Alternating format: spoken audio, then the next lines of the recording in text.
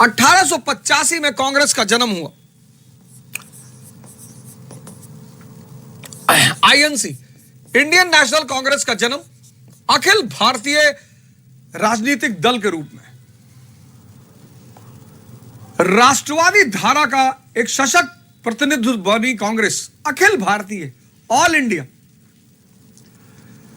अंग्रेजों को शंका हुई कि यार ये तो अखिल भारतीय पार्टी बना ले गए, यार ये लोग, ये तो कांग्रेस पैदा कर ले गए, कांग्रेस बना ले गए, अखिल भारतीय दल बना रहे, रोको इनको। तो अंग्रेजों ने सर सैयद साहब को बुलाया।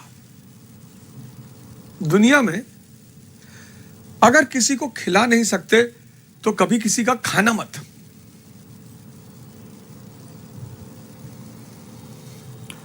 दुनिया में अगर किसी को खिला नहीं सकते तो कभी किसी का खाना मत।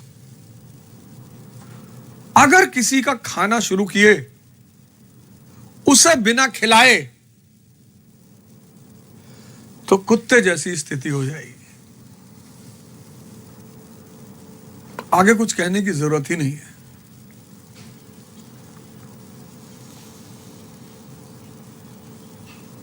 एक आध बार की बात अलग है, पर अगर डेली खाने लगोगे, जिसका भी 100 रुपया खा रहे हो उसको कम से कम 150 खिलाओ पलटकर, कि जब भी वो तुम्हें आंख दिखाए तुम भी उसे आंख दिखाओ। और अगर पलट कर नहीं खिला सकते हो तो मत खाओ। ये आज तुम देखते हो जितने लोगों को पैर छूते हुए नेताओं के, अधिकारियों के रिश्तेदार हैं, खा रहे हैं।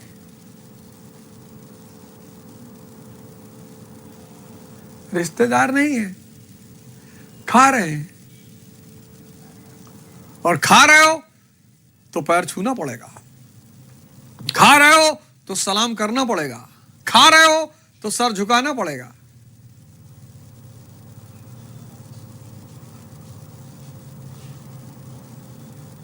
तो सैयद साहब को अंग्रेजों ने बुलाया। अरे बोले सैयद साहब कहां गायब हो यार? अरे बोले साहब बताइए। बोले हमने देखिए आप कॉलेज खोलना चाहते थे, हमने कॉलेज खुलवाया। हाँ बोले साहब बिल्कुल, आपका सारा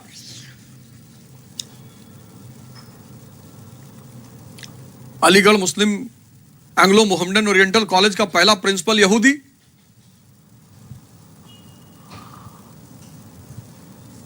अरे बोले साहब आप लोगों ने बड़ी मदद की। बोले साहब आप हमने आपकी मदद की, आप हमारी नहीं करेंगे? अरे बोले साहब बिल्कुल करेंगे, बताइए। बोले कांग्रेस का विरोध करो। बोले कांग्रेस का विरोध करो। और यहीं पर 1887 में एक और पार्टी का जन्म हुआ, united patriotic association. Sir Syed Ahmad Khan और राजा शिव प्रसाद ऑफ बनारस।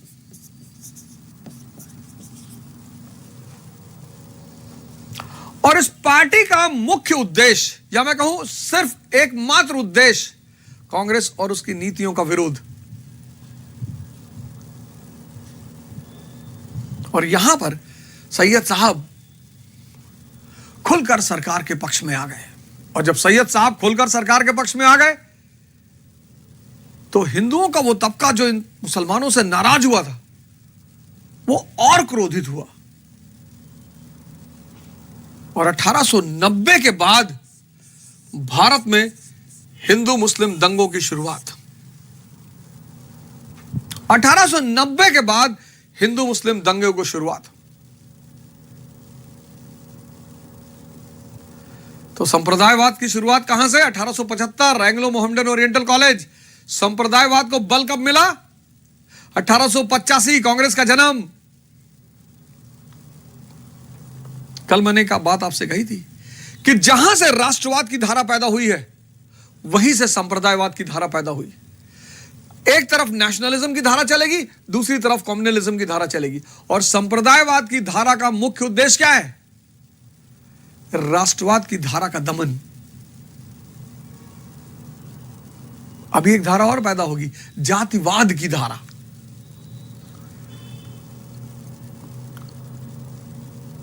ये धाराएं मिलकर हिंदुस्तान का खून चूसे ले रही हैं।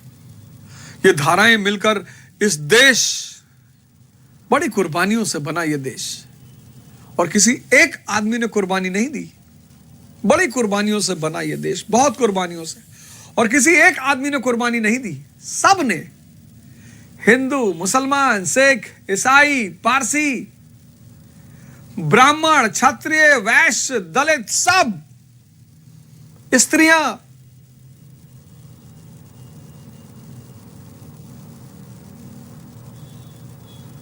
कोई एक वर्ग नहीं कह सकता कि यह देश मैंने बनाया है। इंदौरी साहब ने बड़ी अच्छी बात कही थी, राहत इंदौरी ने, हर एक का खून शामिल है इस देश की मिट्टी में। हिंदुस्तान किसी के बाप का थोड़ी है, सबने बनाया, सबने कुर्बानियां दी। इसलिए आज जब हम कहते हैं हिंदू, मुसलमान, दलित, ब्राह्मण, क्षत्रिय, आप समझ रहे हैं आप क्या कर रहे हैं? आप इस देश का चीरहरण कर रहे हैं,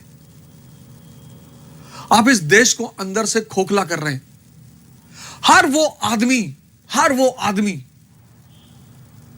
जो विभाजनकारी ताकतों को हवा दे रहा है, हर वो आदमी जो विभाजनकारी ताकतों को मजबूत कर रहा है, वो इस देश को कमजोर कर रहा है।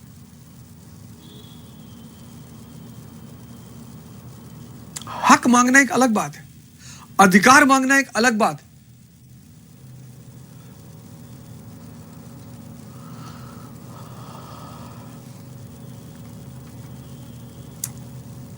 और 20वीं शताब्दी खत्म होते होते एक बड़ा भयानक आदमी भारत आ गया, बहुत खतरनाक आदमी, बहुत खतरनाक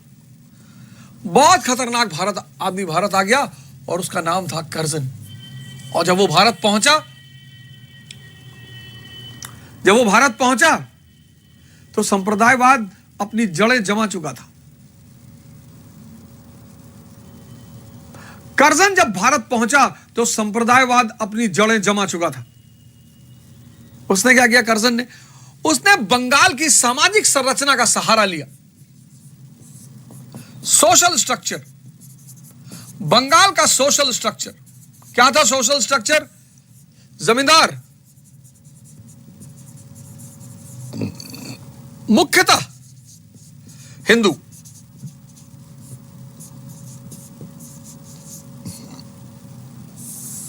किसान मुख्यतः मुसलमान,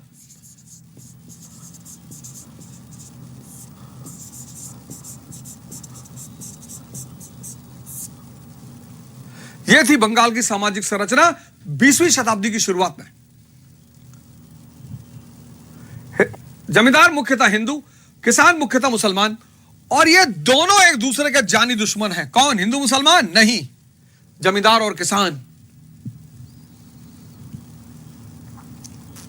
और कर्जन ने इसका फायदा लिया और बंगाल का विभाजन कर दिया 1905 में। बंगाल विभाजन 1905। और जब वो ढाका पहुंचा तो वहां के मुसलमानों को उसने संबोधित किया और उसने कहा कि बंगाल का विभाजन मैंने किया है अपने मुसलमान भाइयों की रक्षा करने के लिए। अच्छा, हाँ, बोला बंगाल का विभाजन मैंने किया अपनी मुसलमान भाइयों की रक्षा करने के लिए। लोगों ने कहा किससे? बोला हिंदू जमींदारों से। ईसाई जो है ये मुसलमानों को अपना भाई मानते हैं। सद्दाम हुसैन इनका भाई था, मुअम्मर अल गद्दाफी इनका भाई था। ये जो है बड़ा अपना भाई मानते, सगा भाई। नहीं, मैं मजाक नहीं कर रहा हूं, मैं बड़ी सीरियस बात कह रहा हूं। ये ईसाई जो है मुसलमानों को अपना भाई मानते हैं। देखो तुमने अपने भाई का क्या हाल किया, सद्दाम हुसैन का क्या हाल किया इन लोगों ने। भाई है, भाई, आप कुछ नहीं बोल सकते।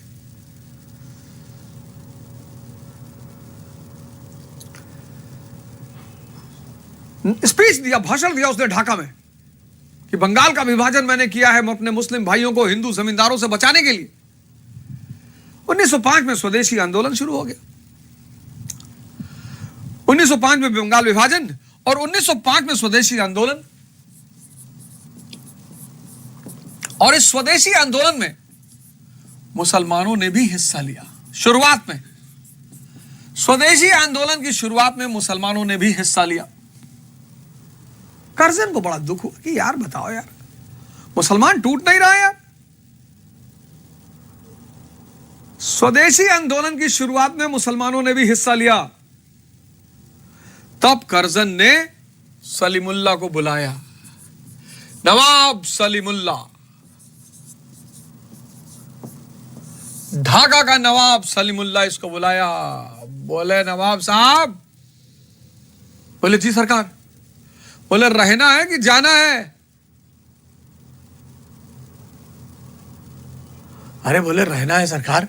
हाँ बोले तो रहना है अगर तो मुसलमानों को आंदोलन में जाने से रोको। अगर रहना है तो मुसलमानों को आंदोलन में जाने से रोको। उसने कहा सरकार कल रोक देंगे। अरे बोले कल नहीं रोकना है, आराम से रोकना है। सलीमुल्लाह ने मौलानाओं को बुलाया।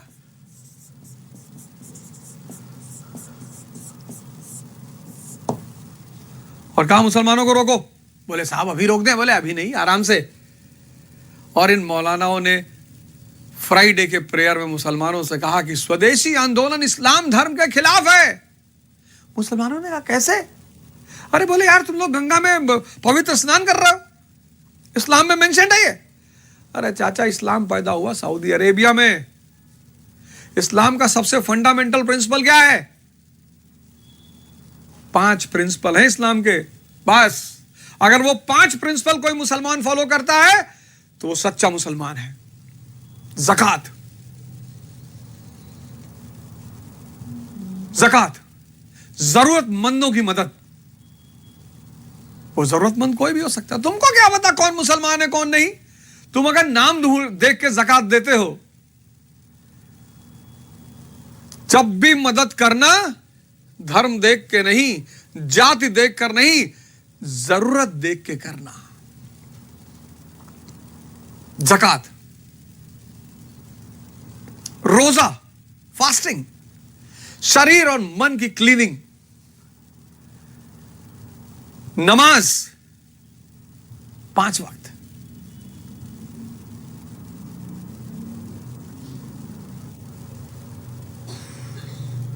ईमान,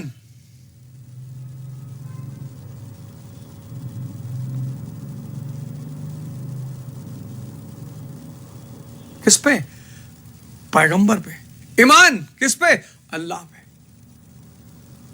बस। होली खेलने से कोई गैर मुसलमान नहीं हो जाता।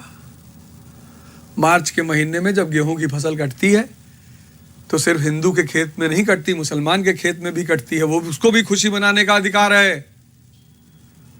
और अगर जब पढ़ने का मन करे तो अकबरनामा पढ़ लेना। तीज त्योहार ज्योग्राफी के होते हैं, भूगोल के। हाँ, नहीं खेलने का मन नहीं, मत खेलो, वो अलग बात हो गई। ये मत कहो हिंदुओं का त्योहार है, हिंदुस्तानियों का त्योहार है। दिवाली हिंदुस्तानियों का त्योहार है। फसल कट रही है अक्टूबर के महीने में, धनतेरस सोने का सिक्का खरीदोगे आपातकाल के लिए।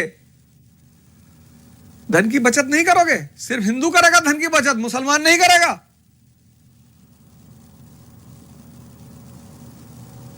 नहीं मना रहे हो, अलग बात है।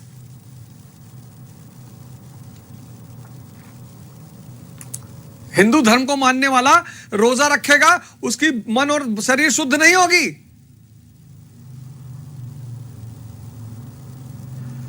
अस्सी 80% साक्षरता वाला देश इतनी संकीर्ण मानसिकता का देश हो गया।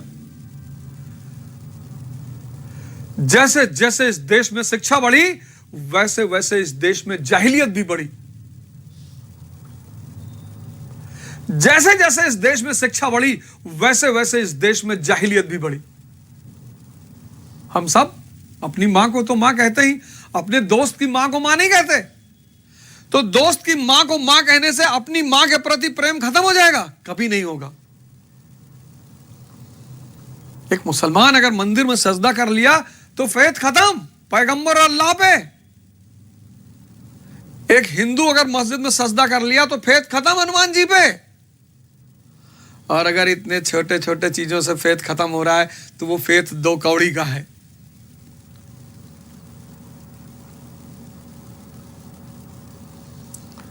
इतनी छोटी छोटी बातों से गीता में भगवान श्री कृष्ण कहते हैं, ऋषिकेश मैं भक्त के हृदय में रहता हूं। यही बात कुरान भी कह रही है, अरशहुल ताला कल्ब मोमिन, मैं मोमिन के कल्ब यानी हृदय में रहता हूं। धर्म बहुत बड़ी चीज है यार।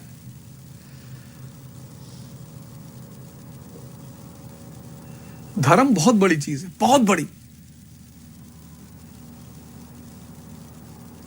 अब स्वदेशी आंदोलन के समय रक्षा बांधा जा रहा था, मौलाना ने ये सब दिखाना शुरू कर दिया कि रक्षा बांधना इस्लाम में है। अरे बोले नहीं है भाई। मुसलमान धीरे धीरे स्वदेशी आंदोलन से अलग होने लगा। जब मुसलमान धीरे धीरे स्वदेशी आंदोलन से अलग होने लगा, हिंदू मुसलमान दंगा हो गया। दंगा हो गया, हिंदू मुसलमान दंगा हो गया। किससे लड़ रहे थे? अंग्रेजों से। अंग्रेजों से लड़ते लड़ते किससे लड़ने लगे? खुद से, अपने आप से लड़ने लगे। वाह रे देश,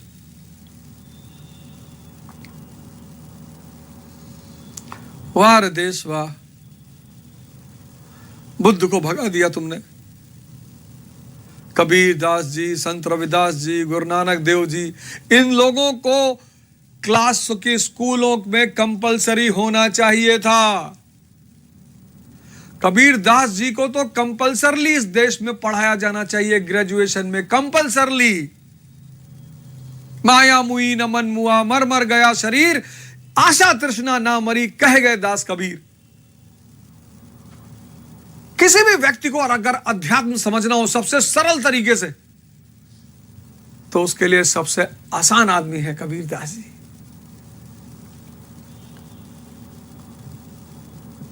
किसी भी व्यक्ति को अगर आध्यात्मिक सिद्धांतों को समझना है, किसी भी व्यक्ति को आसान तरीके से, तो कबीर दास जी से वो शुरुआत कर सकता है। माया छाया एक सी बिरला जाने कोई, गुरु गोविंद दो खड़े। दो है ही नहीं, एक ही है। जो गुरु है वही भगवान है। हम छत्तीसगढ़ जाते हैं अड़गानंद महाराज जी के पास, उनको हम गुरु भगवान ही कहते हैं। शरीर के रूप में गुरु है और जागृत अवस्था में भगवान है। शरीर के दृश्य से गुरु है और जागृत अवस्था में भगवान है। हम दंडवत प्रणाम करते हैं लेटकर। ये देश है, ये सब आते हैं वहां छत्तीसगढ़ में। हिंदू भी आता, मुसलमान भी आता। और सुबह मैंने प्रोग्राम शुरू किया एक्स्ट्राऑर्डिनरी। सोच रहा हूं पॉलिटी पढ़ा दूं उसमें जून के पहले सप्ताह से। योग और ध्यान, बड़े मैसेज आ रहे हैं कि सर बहुत अच्छा लग रहा है, आप ध्यान करा रहा हूं। सुबह 5 बजे ध्यान करा रहा हूं। 6 महीने का कोर्स कर लोगे तो जीवन बदल जाएगा। योग, ध्यान और ज्ञान। और सोच रहा हूं सुबह वाली क्लास में पॉलिटी पढ़ा दूं। बहुत पढ़ाया हिस्ट्री, पॉलिटी पढ़ा दूं। और हो सकता है अगले 1-2 दिन में वो एक क्लिपिंग आ जाए पॉलिटी की।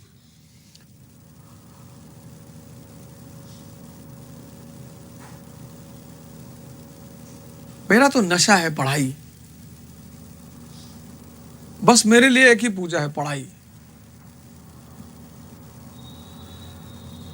किताब पढ़ाई, किताब पढ़ाई।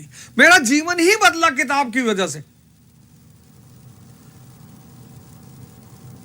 ये किताबें मुझे समझ में आने लगी। ये गायत्री महाविज्ञान, अभी हमारे एक मित्र हैं पटना के, निरंजन भाई, मैं गया था पटना के कार्यक्रम में।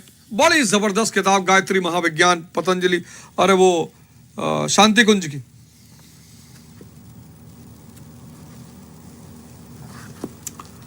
मतलब यहां वो किताबें रखी हैं जो मैं अभी पढ़ा नहीं हूं। जितनी पढ़ लिया वो तो शेल्फ में चली गई। किताबों से दोस्ती कर लो, कभी धोखा नहीं देंगी। बाबा साहब अंबेडकर को देखो, किताब लिए खड़े हुए। वो इस बात का सूचक है कि इसी किताबों ने हमें भगवान बनाया। तुम्हारे सोचने की क्षमता, तुम्हारे समझने की क्षमता।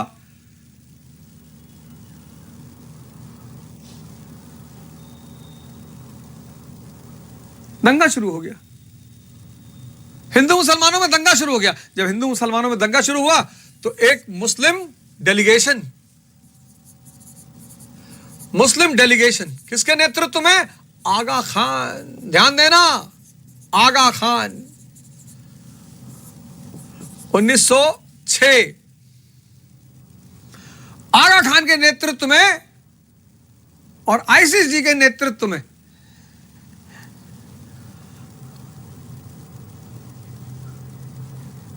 नील नदी का नाम है, इजिप्ट में आगा खान के नेतृत्व में एक मुस्लिम डेलीगेशन शिमला पहुंचा वाइसरॉय मिंटो से मिलने के लिए। साहब नमस्कार। हाँ, मिंटो ने कहा और खान साहब क्या हाल है? ये सब सामंत हैं, फ्यूडल लॉर्ड्स, इसमें कोई कॉमन एजुकेटेड मुस्लिम, मतलब एजुकेटेड मिडिल क्लास का मुस्लिम नहीं, सब सामंत।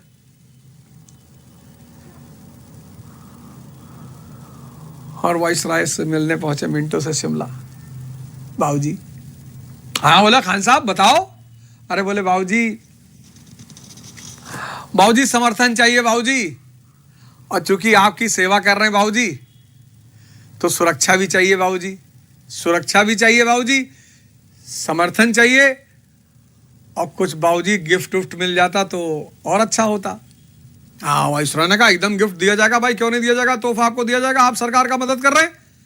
पर सरकार से भिखमंगों की तरह नहीं मांगा जाता, कुछ ऑर्गेनाइजेशन वगैरह बनाओ, बर्बाद उत्थान समिति बनाओ, एनजीओ फाइल लाके दो, तब तो दस्तखत करें। तो यहीं पे जन्म हुआ किसका? मुस्लिम लीग का, 1906। ये देखो कहानी कैसे बनी मुस्लिम लीग। 1906 में मुस्लिम लीग का गठन हुआ।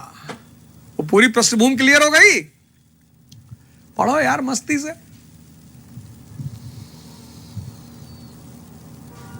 आग लगे बस्ती में, पढ़ो यार मस्ती से, सोच के पढ़ो, समझ के पढ़ो, बचाओ अपने परिवार को, अपने समाज को, अपने देश को, इस दुनिया को। लेकिन मन की शक्ति और शरीर की शक्ति के बिना नहीं कर पाओगे। और जितने रोग असाध्य रोगों से ग्रसित हैं, सिर्फ शिक्षार्थी विद्यार्थी ही नहीं, वो भी सुबह मेरे साथ ध्यान योग कर सकते हैं। और ऐसा तरीका योग और ध्यान का सिखा दूंगा कि 15 दिन आप करिए, आपको क्रांतिकारी परिवर्तन दिखाई पड़ेंगे। ये सांसें हैं ना, ये क्रांति है, ये सांसें नहीं है, ये क्रांति है, क्रांति। सांस खत्म, जीवन खत्म।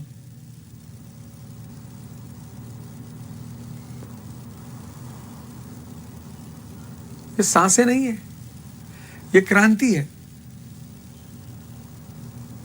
5 से 7 का प्रोग्राम है मेरा, एक्स्ट्रा ऑर्डिनरी प्रोग्राम का नाम है।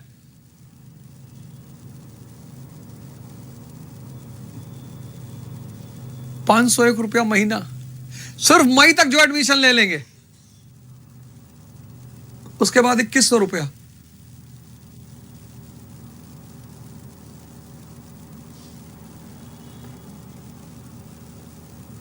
उसके बाद ₹2100 मई में ले लिया एडमिशन, तो पूरे साल तक महीने में ₹500 दो, पढ़ो, ध्यान करो, योग करो, पढ़ो, और शाम को तो प्रोग्राम चलाएंगे ही। शाम को तो करंट इश्यूज पे चलाएंगे।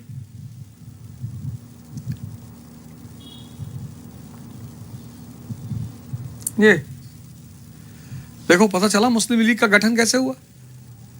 1906 मुस्लिम लीग, और मुस्लिम लीग ने अमृतसर अधिवेशन में कहा सरकार से कि साहब हमको पृथक निर्वाचक मंडल चाहिए, सेपरेट इलेक्टोरेट। 1909 के अमृतसर अधिवेशन,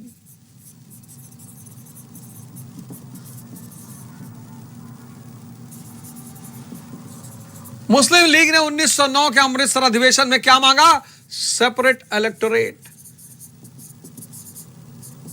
सरकार से कहा साहब हमारी स्थिति बहुत खराब है, हमें जो है सेपरेट पृथक निर्वाचक मंडल दे दीजिए। इसी पृथक निर्वाचक मंडल ने पाकिस्तान को जन्म दिया।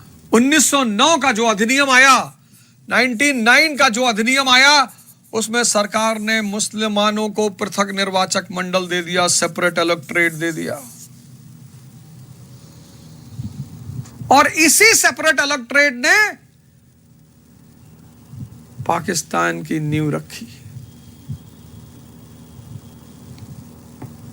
हमारा ही क्षेत्र है, जिसको तुम आज पाकिस्तान कहते हो ना, वो हमारा ही क्षेत्र है, हमारी टेरिटरी है वो। हम पिछले 70 साल से नाहक में कश्मीर के लिए लड़ रहे हैं। हमें पाकिस्तान के लिए लड़ना चाहिए कि पाकिस्तान हमारा है।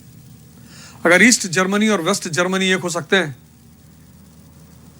तो हम क्यों नहीं हो सकते?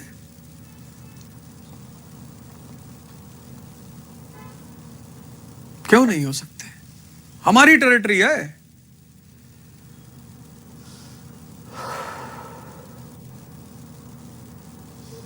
हमारी टेरिटरी, हमारी।